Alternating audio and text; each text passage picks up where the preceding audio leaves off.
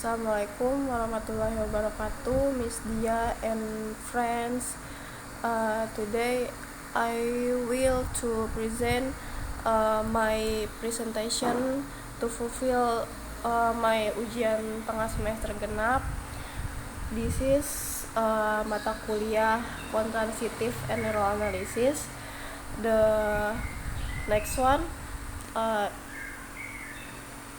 sorry. For before I want to say so sorry because there is frauded voice and because I still work. Okay, lanjut. The part 1, there is what way can transitive analysis help language teacher. The first, because design teaching and learning material methodology to engage learner in activities to be a good user and of target language or classroom activities can be evaluate textbook, pay attention to the structure of the text beyond sentence level, pay attention to conversation in its regular pattern in different situations, and pay attention to complex areas like intonation, and pay attention to different underlying rules which differ from culture to culture. Part 2, there is find some phonemes differences between bahasa Indonesia and English. Give several example. The first there is pack, B, clap, C, purpose, D, back, E, tap. Part 3, next part 3, there is explain the differences between bahasa Indonesia and English in forming and using singular and plural noun. The definition of plural noun according reporting from Merriam-Webster.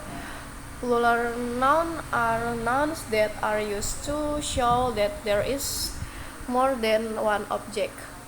It is generally formed from a singular noun by adding s or s to the noun. Example, the example, balls, ball to be balls, eye to be eyes, bottle to be bottles, brush to be brushes, crutch to be crutches. And about the single noun are nouns that indicate a number of objects. The noun usually start with the article a or an. The example, he has a dog at home. The example, I found an apple yesterday. Part 4, there is translate the sentence into English and give explanation about the differences between two languages. Number one, ambilnya di mana? The context is money. Where do you take the money? In English, there is no word nya, and the sentence structure for a question form in English using y and n plus 1h at the beginning of the question, but in Indonesia the question can be put in the beginning, middle, or at the end of question form. Number 2, rambutnya bagus ya. The context is a male idol.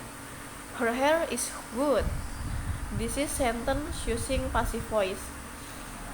There is no verb in Indonesia sentence, and English should have subject and verb to make a sentence. Number 3, there is filmnya membosankan. This movie is boring. The sentence using passive voice, there is no verb in Indonesia sentence and English should have subject verb to make a sentence. Number 4, this is just like advice or suruhan kalau bahasa Indonesianya. Makannya yang banyak ya, eat a lot. Oke, the last one, larinya cepat sekali. Konteksnya a female runner. She is running so fast. This sentence using passive voice. There is no verb in Indonesia sentence and English should have subject verb to make sentence. Part 5,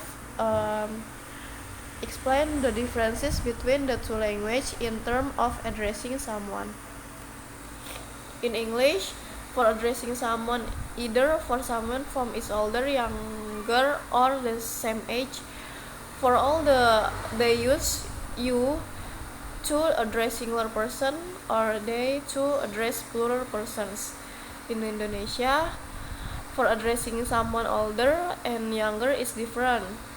For example, when addressing an older person adding Pak, Bu, Kak, Mas, or Mbak, Teteh, AA, atau Abang as a form of politeness, and for the younger ones we usually add De or Adik, and to call people of the same age we usually just call their name, and older people we usually speak politely like saya, Anda, or beliau.